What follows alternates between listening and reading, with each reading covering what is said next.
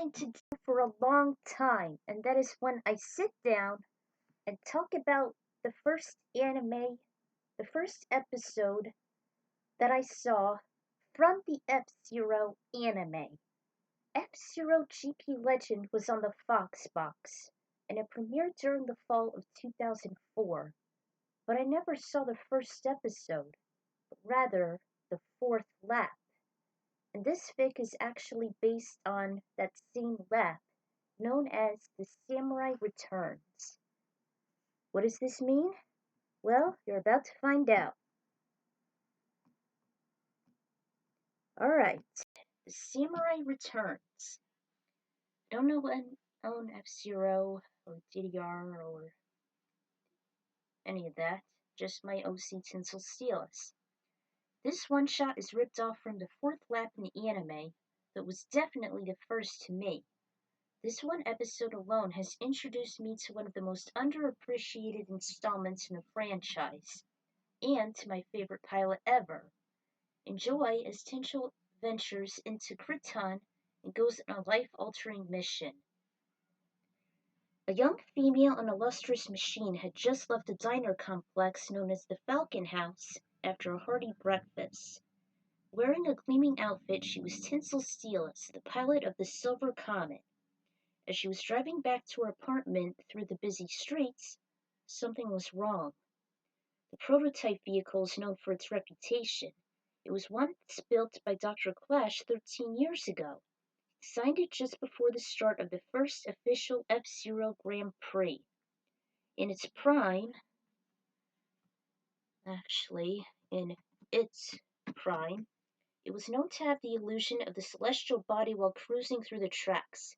Yet Tinsel's steering became stiff and difficult to maneuver. Then a hint of fuel caught her nostrils. Alarmed, thinking it was a leak, she cut in the middle of the road as she made a desperate U-turn. She never cared of the oncoming cars honking and swearing at her jaywalking. Tinsel was finally able to make a safe pit stop back where she started. She was relieved she didn't have to make a lot of sharp turns, accepting her risky attempt. She killed the engine and ran into the entrance. Jingles greeted her as soon as she burst in. Bert was just as surprised as she was. "Hey, Tinsel, what are you doing back so quickly?" "Bert, something's wrong with the Silver Comet. I had a hard time steering it. It seems to be on the fritz. Could you help me out?" "Sure, Tinsel. Just as soon as I'm done serving this customer. This is Rick Wheeler. He's an F-Zero pilot who rides the Dragon Bird." He mentioned a man who looked to be in his 20s sitting on a stool across from him. He had short brown hair and wore a denim jacket. Tinsel was in stunned silence, as if the cat got her tongue. She just stared at him, barely making a word. "Rick, this is Tinsel Steelus. She's also an F-Zero racer who drives the Silver Comet." He was astounded to meet another competitor, faced her with a smile. "Nice to meet you, Tinsel." He reached out a hand, but she refused to take it. Uh, uh, she backed away. She never heard of him, nor his machine. Rick Wheeler? The Dragon Bird? This must be a newcomer. "You okay? What's wrong?" "I don't bite." "She's probably shy. She's never heard of you before." He put down the sweet coffee mug and started out. "All right, Tinsel, let's take a look." She reluctantly nodded, relieved for once not to get involved with a total stranger. Rick seems like an ordinary guy. Who knows whether or not he could be dangerous? She couldn't trust just about anyone. Rick watched them leave. He really did want to meet this gentlewoman. There weren't a lot of drivers from the opposite sex nowadays, nor during his time. She didn't seem like a threat, let alone belong to Dark Million. So Bert made some tune-ups on the Silver Comet. The check engine light was on in a neon blue. "When was the last time you audited your engine, Tinsel?" I think it was before I participated in the Ruby, Sapphire, and Emerald Cups. So I guess over a year, I think." She was hoping to look for Dr. Clash, but she hasn't seen him around, not even in his workshop. Bert worked his magic for a good long hour like a doctor performing surgery on a patient. He was very efficient. He didn't even get soiled as he unscrewed and emptied the fluid from the chute at the underside. Eventually, new oil, fuel, and steering liquid was put into the Comet and everything was locked up tight. Try it now, Tinsel. She climbed inside and started her up. Thanks to fresh liquid O2, the Comet let out a sudden chilling breeze, like a new air conditioner was replaced. Whoa! This is nice! Comet was known to be cool both inside and out, and it was completely resistant to intense heat. Now let's give it a test run. She drove it around the lot a few times, and she noticed the acceleration was twice as fast. Her steering was easier to control. Little did she know that Rick watched her, fascinated with the glimmering gizmo. By the time it stopped, his mind immediately switched gears. As soon as he was done with his hot beverage, he gave Bert the fare plus tip and headed his way to the Dragon Bird. When the duo returned, Rick was already gone. His destination was to planet Kryton, and he discreetly took an alleyway to Work Gate 16. Huh, I guess he left. He must be on his way to planet Kryton. Planet Kryton? Where's that? He said that it was the place where Red Canyon was located. That made Tinsel cringe. She has visited there twice. Each time was a close call for her. Once was 13 years ago during the second round known as the Queen League. Another time was 1 year prior when she and her duelist friends, Yugi and Joey, were following the mysterious pilot named Captain Falcon. She knew from the get-go this was bad news, as she remembered this was the desert hideout of the vicious Samurai Goroh and his lethal band of space pirates. Rick heard of an incident when a space transport was being sabotaged. He'll never forget his name, Samurai Goroh, and its thugs have stolen some rare items, including medicine for many sick kids. That was his main objective, and he didn't want to tell anyone except Lucy since Kryton is known to be off limits. It's no wonder since it's one of the most dangerous F-Zero venues. Oh, I sure hope he makes it back safely. Goro and his gang don't mess around. I hope so too, Tinsel. He's only there to save the children. We can only pray for all their sakes. He's a very courageous young man. Later on, she just couldn't get Rick out of her mind. Bert really seemed to warm up to him like as a father figure would. He said he had promised to Kate to retrieve the medicine from Goro's clutches, but she knew that one man couldn't possibly stand up against him. She doubted he knew who he was dealing with. She kept racking her brain until it felt like it was about to splatter like a tomato. Irritated and curious, Tinsel powered up her Comet and set the GPS. She followed the directions toward the same work gate Rick took. She emerged into the scorching heat almost instantly. The sun was setting and she had to find a safe haven to camp for the night. She let out a frustrated sigh. Blaming herself for waiting too long and venturing at such a dangerous time. Bert told her that the medicine had to be brought to the children within 3 days. So far it was dwindling to 2. She managed to find a group of stalagmites and shut down the Comet. The last thing she wanted was to let the bandits find her via the bright lights, which were twice as much since the repair. The night may have been a bit frigid, but her vehicle was known to adjust to temperatures very well. She readjusted herself and went off to sleep. The sun didn't rise, yet the canyon was still light despite the shadows. The sky had a crimson hue and was fading to goldenrod. As Tinsel yawned, she heard a screeching noise in the distance, as if steel was being grinded. It wasn't for wielding. Instead, there were some guardrails and wrapping around a mountain. There were also some numerous deep booms that even made the ground tremble beneath the Comet. There was also a massive landslide somewhere near their midsection. I'd better find Rick, or perhaps Goro. He depends on me to help him get that medicine. Only 2 days ago. She went on the hunt, never caring if any bandits were following her. As she was nearing the mountain, the avalanche was still a constant, but there were no signs of the dragon bird nor the fire stingray. At the corner of her peripheral vision, through the large thin clouds of dust, she overlooked three vehicles. Two machines were following a beat-up black-covered van of sorts. It was a strange sight to her since it had wheels, while the other cars hovered. Pretty soon they registered her as the two vehicles she was looking for. That's it! That's the dragon bird and the fire stingray! She immediately chased after them, but she had her doubts. But Rick, has he not known this? This is... I'd better warn him. She activated her boosters and was on the prowl. She saw them park near a massive indigo building that was approximately 30 feet tall. It had a large skull with red wings covering upward were embedded just above the entryway. She decelerated and hit the Cometa's side. Trying not to make a sound or any sudden movements, she exited the cockpit and peeked in. Suddenly, two metal cages descended from the ceiling and held Rick and a bandit wearing the sunglasses and the red-white bandana captive. A thief known as Vidian led the ambush, but his face was entangled by a long black leather whip. Apparently, a girl almost the same age as her wanted to teach him some manners. Your days as a fraud are over!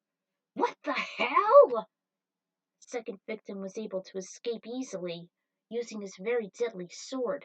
That cage was nothing as it crumbled into dust. Wait a sec! Who the hell are you? Only Samurai Goroh can break out of those bars. You're not Samurai Goroh, are you? You're right, Rick. He is Samurai Goroh. I can recognize you from anywhere.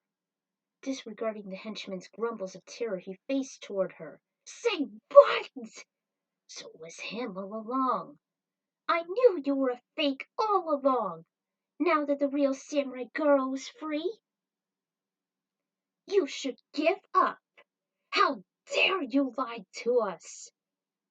The ninja easily won over the thieves with her swift moves. They hurriedly scattered away and she soon followed, launching some grenades. Tinsel continued her tirade. Don't you remember who I am, you dastardly thief? I was one of your old rivals from the first F-Zero Grand Prix. I am Tinsel Steeless, and I demand you to relieve the kid's medicine at once before I freeze you. Tinsel Steeless. And here I figured you were dead at Whiteland. Well, I'm not afraid of ghosts. Speech was interrupted as the cave started to crumble. What's going on? I pressed the self-destruct button on the timer. The whole building's tumbling down. You idiot! There were layers of rock breaking off and a huge crack was forming just above Rick's prison. He was as white as a sheet as he observed the horror. Rick! Stand back! Tinsel leapt into the silver comet and pressed down on the thrusters. There were two buttons on them. One was for acceleration while the other was used as an ice beam instead of a horn. At the exact epicenter, a jet of ice shot out toward the bars, freezing them on contact. The ice was just enough to rust Rick's imprisonment as the bars crumbled. It was just enough time for him as he dove out before a large chunk of rock smashed it. Good riddance! What a good way to rid of Samurai Goroh! Ha ha ha ha! His letter was cut short by an explosive from above. The ninja was at it again. It was clear she's Goroh's associate. That little brat will be done for! She continued to launch away her explosives, making the bandits panic. Goroh finished the job as he jumped up, drew his sword, and sliced the steel platform in two. Rick! Come on! He was about to run out, but he hesitated and turned back. No, I gotta get the medicine. It's the kid's only hope. Where is it? There was no answer as Goroh held his blade against Rick's shoulder. Don't move! You're one of them, aren't you? That I am. Tinsel felt as if he sliced her heartstrings. She headed back out and watched the building collapse onto itself. She also observed the samurai and his partner escort Rick at sword point and tie him up. She could barely make out the quarrel amongst the demolition. "Samurai Goroh! I'm gonna get you for this, if it's the last thing I'll ever do! You hear me?" First, Stingray just casually left the scene. The last thing Tinsel wanted is to let the dying children and Rick down, as well as him making another vengeful enemy, as if soda wasn't enough for him to handle. Silver Comet lighted up and Tinsel zoomed past the helpless detective, never realizing the ropes were loose once the bandits left. "You're not getting away!" She made a hard side attack on the opposing machine. "Where's that medicine?" "You pestering me again! You're just as bad as Falcon!" "Yeah? Well, I wish he was here to see this. You really are rotten to the core, Goro. Never giving a damn about the kids and Rick's welfare. Now, where the hell is that antidote?" Temper was as tepid as the desert itself. Tinsel kept on attacking the stingray, and at times it retaliated. "I don't want to play with a pest like you." She never gave up. She was as hot as a machine's trail and kept on bashing it with as much might as possible. There were only a few speed boosts on the rocky road. Then, upon the stingray's aggressiveness, the power of the silver comet began to shut down. It was even worse when she kept using her booster to catch up. The coolness was beginning to fade and sparks kept licking the machine. Just several miles later there was a ravine up ahead. The stingray was ahead of her, and he was obviously prepared for the death-defying leap. It was no wonder, since he knew every nook and cranny of his own turf. Tinsel saw it too, putting her in a sudden state of shock. There was a flashback to when she was in Whiteland taking the leap of faith and never making it. "No, I cannot do this!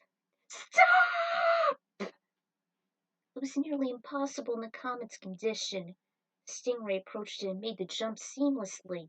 She could have sworn he was maniacally laughing his head off. Clearly he had won this battle. She sunk in defeat and reluctantly headed back with a very heavy heart. Meanwhile, Rick found a metal briefcase in the dragon bird's fuselage. He slowly opened it and one lock just snapped. Before he opened the second lock, he heard an engine from behind. The silver comet parked a few feet away. The hatch opened, revealing Tinsel, who was very distraught. She slowly got out and approached him as she dragged her feet, like a dog would while its tail was between its legs. "Goro, he got away with the medicine. There was a ravine and I couldn't catch up to him. I'm so sorry. He really had us this time." "No, he didn't." He unlocked and opened the case, which revealed pills, agents, and a couple massive tubes. "Rick, watch it! That thing might have bombs in it! Who knows what Goro has plotted?" "Is that the medicine?" "I think so." He hadn't really seen treatment set up like this, not in this time period. "This could be the cure for all those dying kids. I'd better deliver it back to Mute City." "I'll come with you. This place is never safe." "Much obliged. By the way, thanks for rescuing me and chasing after him. You really helped me a lot back there." "Of course, Rick." As they were heading back to the warp gate that led to Earth, they finally introduced themselves. "Bert told me you're an F-Zero pilot and you drive the Dragon Bird. I'm sorry I didn't give you a proper greeting. I was very shy." "It's all right. Not everyone is willing to meet someone who's new to them. What Bert said was true. I'm Rick Wheeler, a member of the Elite Mobile Task Force of the Galaxy Platoon. I've just started out recently, so I'm pretty much a rookie. I know how that feels." "So you're also an F-Zero racer?" "Yes, I'm Tinsel Steelus, the pilot of the Silver Comet. I hadn't raced in a long while, about 13 years ago." "I see. What Bert didn't tell you is I was on hiatus from racing myself 150 years ago." Tinsel's face turned pale. She was incredibly shocked. What? Bolt's machine screeched to a halt. 150 years? I, I, I can't imagine being at a standstill for 150 years. That must have taken a huge toll on you. It was actually cold sleep. This was a first for Tinsel since she only knew it was permanent for criminals who'd done first-degree murder and other deadly felonies. I was a detective on an assignment and chased after a convict named Zoda, till he got the best in me. He recalled the fatal chase through the Brooklyn alleys. He also told her that he lost his girlfriend, Haruka. He'd never forget the cultural shock he received after he awakened and was introduced to his boss Jody Summer and Dr. Robert Stewart. Although he didn't give her all the details since his scars and the disaster were still fresh both in his body and his mind. I was once involved in an accident myself. I also had a near-death experience. During the last course of the Queen League, that ravine reminded me of that large gap in Whiteland. Everyone else made it across except me. I was close to death and suffered from hypothermia and trauma. Even today, the accident was still fresh in my mind. Believe me, I know how it must feel to lose someone and deal with the anguish from the past. I'm very sorry, Tinsel. Thanks. After a few moments, Rick led her to the hospital where a boy bound to a wheelchair named Alias and his mom stood. He was coughing and wheezing into his arm. Rick made a brief pause, holding the case. He walked up and gave the worried parent the antidotes.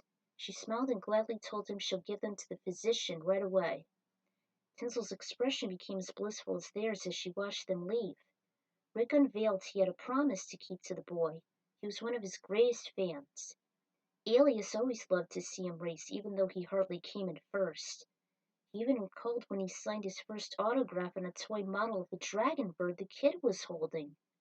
Even then he was in a wheelchair. Later he and his partner named Lucy met both Alias and his mom in the ICU, and the child whispered that he wished he'd be an F-Zero racer just like him. That gave the two fellows a sense of comfort in that lonely, dark place. It was almost as if a weak streak of light shone on them. Since that moment, and when he heard of the burglary at the space transport, he vowed to keep it a secret and solve the case on his own. Meanwhile, Tinsel described who Samurai Goroh really was, a heartless assassin that's the head of a group of the most fierce thieves in the universe. He was also known as Captain Falcon's arch-rival. The relationship became strained since the masked man was the one who claimed the most bounties and climbed the ladder in the Internova police force. At least that's how the rumors went. You knew about Captain Falcon? Yeah, I also encountered him, Dr. Stewart, Pico, and Goro during the Grand Prix 13 years ago. His fire stingray's very aggressive. I too saw him compete in a death race against Falcon last year. He's really not a force to be reckoned with. Whew, tell me about it. Watched the kid one last time as he finally was strong enough to stand. His mom was holding his hands, never being more proud of her brave son. Oh, I need to get going. I'm sure my boss would throw a fit if she knows where I've been. It's very nice meeting you, Tinsel. Nice meeting you, too. She finally took his, and they shook with a warm, strong grip. They both grinned as they looked at each other. Then they departed. But before he left, Tinsel remarked, "Oh, Rick, let me give you one piece of advice. The next time you chase after a criminal, make sure you do your research." "I will. Bye, Tinsel." Back at headquarters, Rick was scolded by Jody Summer and was doing janitor duty with Dr. Clash supervising him. "Hey, you missed a spot." I know. Rested on the handle of the heavy steamer and muttered to himself, "I may not be the best janitor, but I'm indeed the fastest." He smiled as he looked back at the good deed he'd done. Meanwhile, Tinsel stopped by the Falcon House and Bert was very impressed that she finally made the chance to meet Rick. So you finally decided to make friends with him. I'm glad you helped him out while retrieving the rare medicine for all those kids. Actually, Goro was nice enough to leave it with the dragon bird after he was captured. Not sure why. It's always puzzled her since she knew him as a bloodthirsty killer. I wonder if it's because he has a kid of his own.